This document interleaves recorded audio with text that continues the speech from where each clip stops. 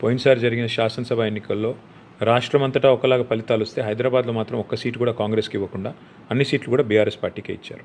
ఇప్పుడు వాతావరణం ఇంకా మెరుగైంది. ఎందుకంటే ఆనాటికి ఈనాటికి మీరు పోలిస్తే 22 నెలల్లో కాంగ్రెస్ పార్టీ మోసం రాష్ట్ర ప్రజలందరికీ అర్థమైంది, హైదరాబాద్ ప్రజలకు ఇంకా బాగా అర్థమైంది.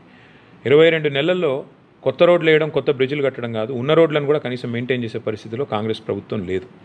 ఇచ్చిన ఒక్క హామీ నెరవేర్చలేదు. కాబట్టి ప్రజలు చాలా కోపంగా ఉన్నారు. అన్ని వర్గాల ప్రజలు, వీళ్ళు వాళ్ళని కాదు. వాళ్ళు ఆటో డ్రైవర్లను అడిగితే మీకు చెప్తారు.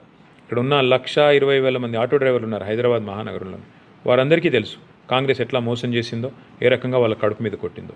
అట్లాగే 2 లక్షల ఉద్యోగాలు ఇస్తాం మొదటి సంవత్సరంలో అని చెప్పి ఇక్కడ హైదరాబాద్లో ఉండే పిల్లల్ని మోసం చేశారు. అట్లాగే మహిళలకి నెలకి 2,500 అన్నారు, వృద్ధులకి నెలకి 4,000 పెన్షన్ అన్నారు. ఏ ఒక్క వాగ్దానం కూడా అమలు చేయకుండా ఏ ముఖం పెట్టుకుని కాంగ్రెస్ పార్టీ ఓట్లు అడుగుతుందని నేను అడుగుతాను. తప్పకుండా కాంగ్రెస్ చేసే అన్ని ప్రయత్నాలు విఫలమవుతాయి. మళ్ళీ తిరిగి మా అభ్యర్థి మంచి మెజారిటీతో గెలుస్తారు. అంటే జూబ్లీ హిల్స్లో ఈ మధ్య కూడా వినుంటారు, ఆ శ్మశాన వాటిక వాళ్ళు మేము తెచ్చాము, బీఆర్ఎస్ ప్రభుత్వం నిర్లక్ష్యం.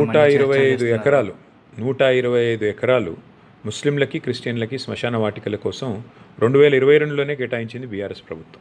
వాళ్ళు 2,500 గజాలు ఇచ్చి మేమేదో చేసినాము అని చెప్పుకుంటే అది సిగ్గుచేటు. ఎందుకంటే హైదరాబాద్లో స్థలాలు లేవు. రెండవది, స్థలం ఉన్న స్థలంలో వివాదాలు ఉన్నాయి. అందుకే కేసీఆర్ గారి ప్రభుత్వం ఆనాడు 2022లోనే 125 ఎకరాలు ముస్లింలకి, క్రిస్టియన్లకి శ్మశాన వాటిక కోసం కేటాయిస్తూ జీవో కూడా ఆనాడే ఇచ్చాం 2022 సంవత్సరంలో. కాబట్టి కాంగ్రెస్ ఎన్ని మోసాలు చేసినా, ఇప్పుడు నిన్ననే చూడొచ్చు కాంగ్రెస్ కొత్త మోసం. 2,500 గజాల స్థలం ఇచ్చాము, పండుగ చేసుకోమన్నారు. అక్కడ పోతే ఆర్మీ వాళ్ళు వచ్చి ఇది మా స్థలం, మీరు వెళ్ళిపోండి అని వాళ్ళు ఎలగొడతా ఉన్నారు. కాబట్టి ఈ రకమైన మోసాలు కాంగ్రెస్ చేస్తూనే ఉంటుంది. కాంగ్రెస్ ఎన్ని మోసాలు చేసినా ప్రజలు తిప్పి కొడుతూనే ఉంటారు.